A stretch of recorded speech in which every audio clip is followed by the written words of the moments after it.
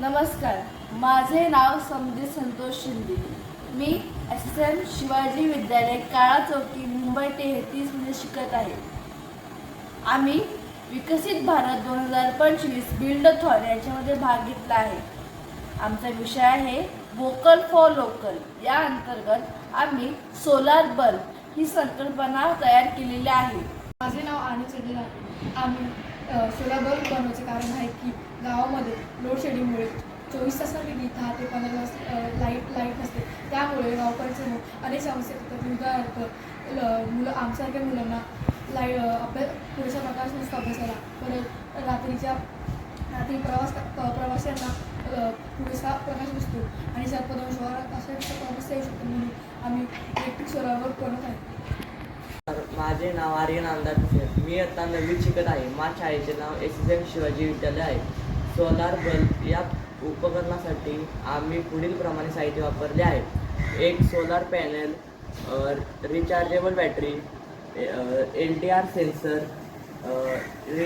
Connecting wires, white LED आणि switch. नमस्कार, माझे नाव युवराज राजू परमार आहे.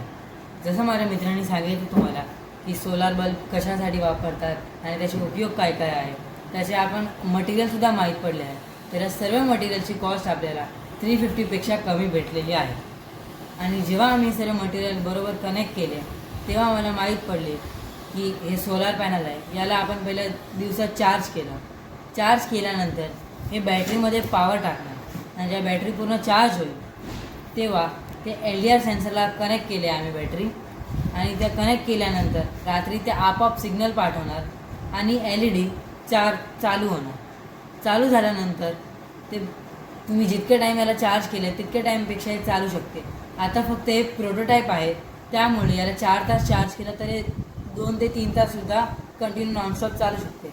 जर आम्हाला बरोबर सपोर्ट आणि रेकॉग्निशन भेटले तर आम्ही याला अजून मोठ्या प्रमाणात बनवू शकतो. आणि हे फक्त छोटी LED आहे, पण जर आम्हाला सपोर्ट भेटला तर आम्ही एक मोठा बल्बसुद्धा बनवू शकतो. जसे आमचे प्रोजेक्ट नाव तेच आहे, सोलार बल्ब. आणि याचे तुम्हाला माहीतच असेल की माझ्या मित्रांनी सांगितलं की मी नंतर स्ट्रीटमध्ये यूज करणार आहे. तर स्ट्रीटपेक्षा आपण अजून याला चांगले उपयोग करून याला अजून आपण इव्हॉल्व करू शकतो आणि त्याने आपल्याला अजून काही भेटू शकतो. तर की आम्हाला जर सपोर्ट भेटला तर आम्ही या सोलार बल्बला आम्ही अजून मोठ्या प्रमाणात बनवणार आणि आमच्या देशाला अजून विकसित करणार. थँक्यू.